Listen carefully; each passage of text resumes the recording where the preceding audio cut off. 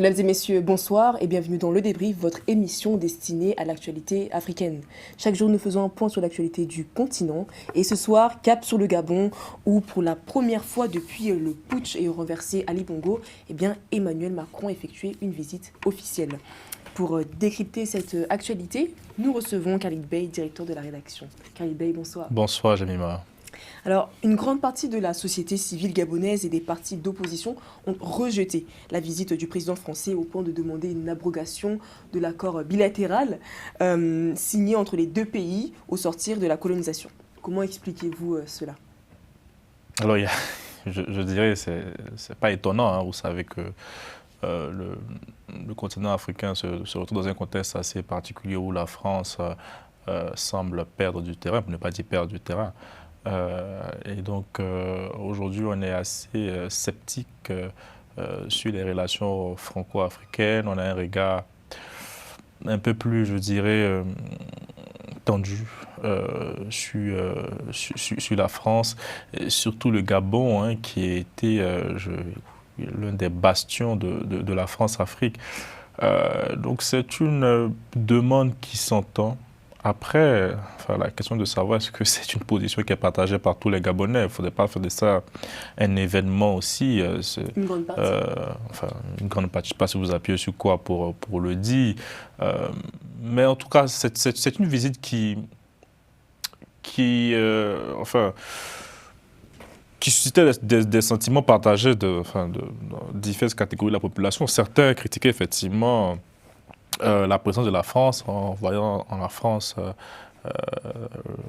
cette puissance coloniale. D'autres disaient, tout ça pour ça, toute cette fanfaronnade pour accueillir un président français, on n'est plus à l'époque des bongos, ça y est, ça va, c'est bon, on est en 2025. Et d'autres disaient, très bien, on est fiers de recevoir un ami, un voisin, un allié même pour le Gabon. Donc il y a diverses interprétations. Ça, c'est une phase assez radicale que vous avez évoquée.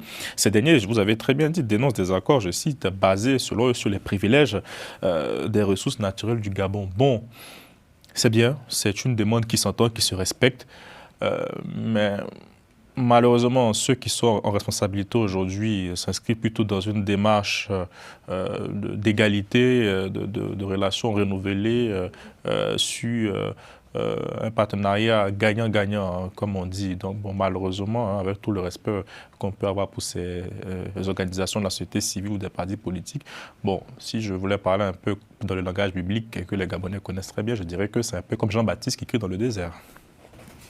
Merci. Et au cours de la conférence de presse conjointe avec son homologue, Brice Clotaire Oligui Nguema a accusé son prédécesseur, Ali Bongo, d'avoir laissé en héritage, je cite, une dette abyssale et a sollicité une coopération judiciaire avec la France pour le rapatriement des avoirs, disons, détournés par les Bongos. Que pensez-vous du moins pensez-vous qu'Emmanuel Macron répondra favorablement à cette demande? Difficile. Très difficile. Écoutez, j'ai souri tout à l'heure quand vous avez posé votre question parce que hier, quand j'écoutais le président gabonais, j'étais partagé entre beaucoup de sentiments quand même. Déjà, vous savez qu'en France, le président de la République, au nom du principe de la séparation des pouvoirs, ne peut pas rentrer un peu dans le domaine judiciaire. Mais c'est tout à l'honneur de la France de pouvoir rapatrier ce qui appartient aux Gabonais au Gabon. Hein. Ça, il faut le dire d'entrée de jeu. Par contre, il y a une phrase qui m'a un peu interpellé. Il avait dit que Sylvia et Noureddine avaient fui pour s'installer à Londres.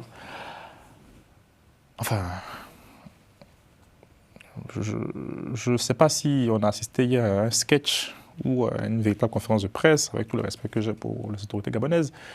Mais on sait dans quelles conditions les bongos étaient exfiltrés.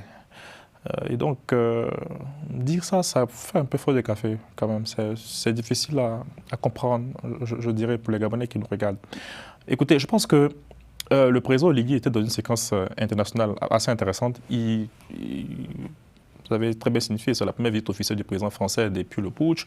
Le président français qui a pris un exemple la transition gabonaise, parce que le président Oligui a montré que le pays avance. Il a été élu démocratiquement, il y a un aspect national qui est en place, c'est des sénatoriales.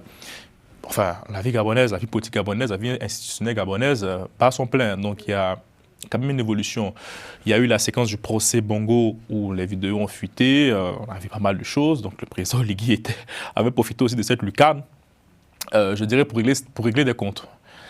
Mais bon, la parole présidentielle doit quand même être mesurée. Donc, lorsqu'on avait entendu un président qui avait organisé l'exfiltration de ceux qu'ils appellent aujourd'hui ceux qui sont condamnés aujourd'hui à 20 ans de prison. Ils s'attendaient à un retour. Peut-être, n'est-ce pas? Enfin, non, ils ne s'attendaient pas à des retours. Il faut arrêter, il faut être lucide. C'est une séquence médiatique assez forte aujourd'hui. Le président, il se devait de répondre à ce qui s'est passé. Et c'est ce qu'il a fait. Après, chacun se fera son idée. Est-ce que c'était nécessaire, opportun? Mais ça apparaît véritablement comme un coup d'épée dans l'eau, sincèrement. Merci Khalil Bey pour cette analyse. Et c'est la fin de notre débrief. Vous êtes bien sur Global Africa Télé Sud. Nous vous souhaitons une bonne suite de programmes sur nos antennes.